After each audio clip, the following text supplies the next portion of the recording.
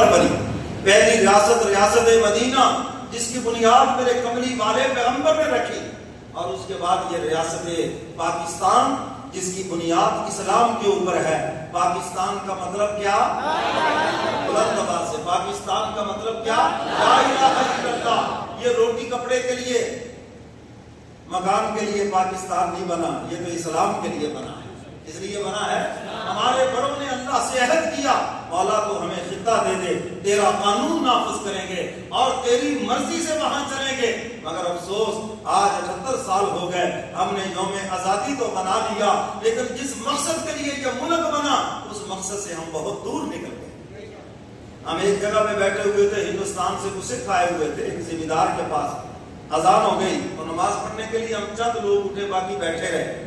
تو اس سکھ نے ازراہ طنز مذاق کے کہنے لگا, وہ تم نے تو پاکستان بنایا تھا نمازیں پڑھنے کے لیے, اب تمہیں کیا تکلیف ہے, کیوں نہیں نماز پڑھتے, اب کیوں یہاں بیٹھے ہو تم تو کہتے تھے ہمیں خطہ چاہیے جہاں پر ہم اللہ کا قانون نافذ کریں گے اور اللہ کے احکامات پہ عمل کریں گے. یہاں غلامی کے اندر اللہ کے احکامات پہ عمل نہیں ہو سکتا, تو اب آزادی مل گئی ہے, اب کیا تکلیف ہے, اب نماز نہیں پڑھتے.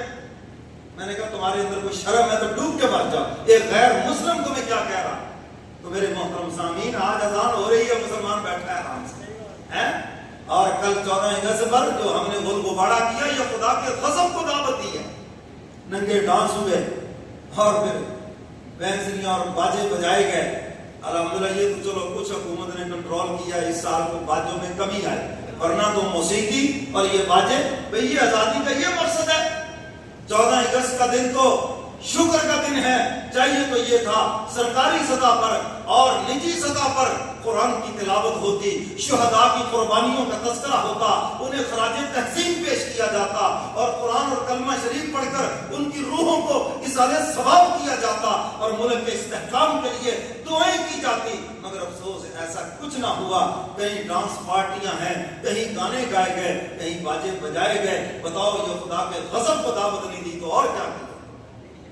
اور تم دیکھ نہیں رہے, دریا بکھرے پڑے ہیں, آسمان کے تیور بدلے ہوئے ہیں, کہیں بادل پھٹ گئے, اتنے لوگ ہلاک ہو گئے, کہیں دریا بکھرے پڑے ہیں, لوگ گھروں سے بے گھر ہو رہے ہیں. بتاؤ یہ خدا کا عذاب نہیں تو اور کیا ہے. کوئی مہنگائی کی چکی میں پس رہا ہے, خوف و ہراس ہے, پتہ نہیں مولوی صاحب کیا بنے گا, پتہ نہیں بزنس رہے گا یا نہیں رہے گا, پتہ نہیں کیا ہوگا, دوسرے ملک بھاگ جائے. یہ خوف و ہراس, یہ ساری چیزیں بتلا رہی ہیں کہ ہم نے خدا سے جو عہد کیا تھا, ہم وہ عہد توڑنے والی قوم ہے. ہر ایک سے پوچھا جائے گا, میرے سے بھی, آپ سے بھی پوچھا جائے گا, ہم نے تمہیں خطہ دیا ہمارا قانون نافذ کرنے کے لیے, تم نے کیا کردار ادا کیا, کیا کردار ادا کیا تم نے. یہ حق اور باطل کی جنگ روز اول سے ہے اور اس نے قیامت تک رہنا ہے, اور سب سے پوچھا جائے گا تم نے اس جنگ کے اندر کیا کردار ادا کیا. منافقوں کی طرح سائڈ پہ بیٹھ گئے, یا مخالفوں کی طرح مخالفوں میں کھڑے ہوئے, یا اپنوں کی طرح اپنوں کے ساتھ کھڑے ہوئے.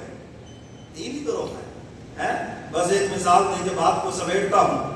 ابراہیم علیہ السلام آگ میں گئے, کرلا آ گیا, پھونکے مارنے لگا, آگ اور تیز ہو جائے, خلیل جل جائے. کرلے کی پھونکوں سے آگ تیز ہو گئی, بولو بھائی تیز ہو گئی آگ. لیکن خدا کو اتنا ناپسند آیا, اپنے پیارے کا دشمن کرلا اپنی نسل سمیت جہنم میں جائے گا. یہ وہ جانور ہے جہنم میں جائے گا. یہ کرلی اسی کی قسم سے ہے, چھپکلی, اسی لیے اس کے مارنے کے اوپر نفلوں کا ثواب ہے.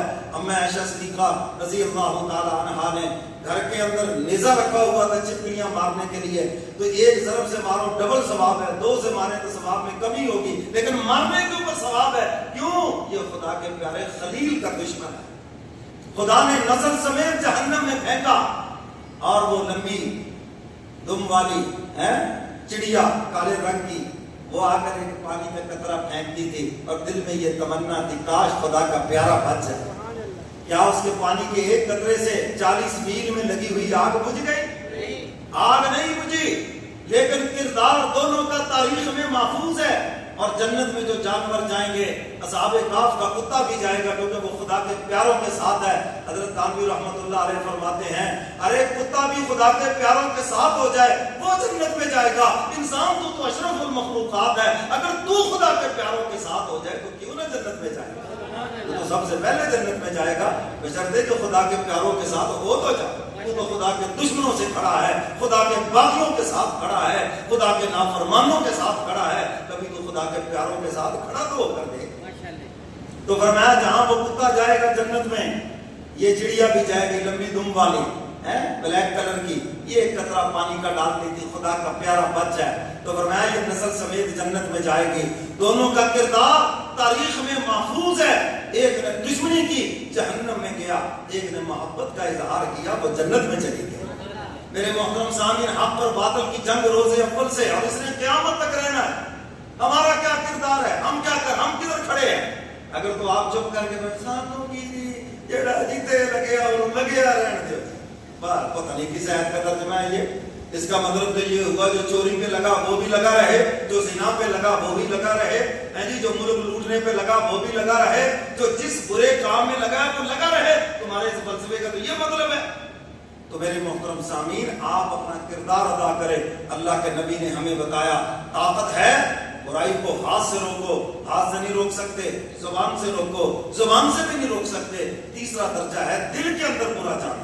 تو میرے محترم سامعین، ہم نے اس کو اسلامی فلاحی ریاست بنانے کے لیے کیا کردار ادا کیا؟ میرے سے بھی پوچھا جانا ہے، آپ سے بھی پوچھا جانا ہے۔ آج سے سوچ لے ہم نے کیا جواب دینا ہے وہاں جا کر۔ تو میرے محترم سامعین، اللہ نے ہم پہ احسان کیا، اس نعمت کی ناقدری نہ کریں۔ بہت سے لوگ کہتے ہیں یہ پاکستان دا کی کم سی، کی ضرورت سی جی، ہاں کیا کرنا تھا ایسے پارٹی، یہ کبھی نہ کہو، بلکہ اس کو بہتر بنانے کی کوشش کرو۔ اگر آپ کی پسند کی حکومت نہیں ہے، یاد رکھو ریاست اور چیز ہے، سیاست اور چیز ہے۔ اگر آپ کی سیاست آپ کی پسند کی نہیں ہے تو اس کا یہ مطلب نہیں کہ آپ ریاست کے مخالف ہو جائیں۔ یہ تو خدا کی نعمت ہے بھائی۔ انڈیا کے مسلمانوں کا حال دیکھو جا کر، اور کوئی فوج کو گالیاں دیتا ہے۔ آپ مجھے یہ بتائیں جن ملکوں میں فوج نہیں ان کا حال دیکھو جا کر۔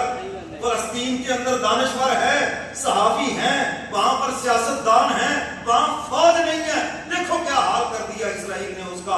الحمدللہ یہ فوج ہی ہے۔ انڈیا نے دہشت گردی دکھائی، ہمارے اوپر حملہ کیا، اور مسلح افواج نے جواب دے کر قوم کا سر پوری دنیا کے اندر فخر سے بلند کر دیا۔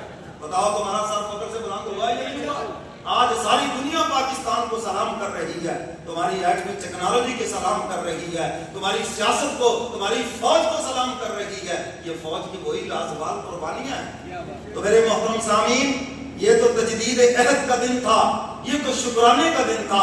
14 اگست کا دن آیا، قرآن کی تلاوت ہوتی، کلمہ شریف کا ورد ہوتا، شہداء کی روحوں کو اِیصال ثواب کیا جاتا۔ پاکستان کے لیے جو قربانیاں دے کر آئے، وہاں سے ہجرت کر کے آئے، وہ قافلے جو لٹ پٹ گئے، وہ جو عزتیں لٹ گئی، ان کے لیے ان کی روحوں کو اِیصال ثواب ہوتا۔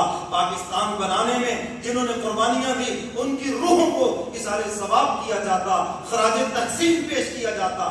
مگر افسوس ایسا کچھ بھی نظر نہیں آیا سوائے دینی مدارس کے۔ الحمدللہ یہ کام دینی مدارس نے کیا۔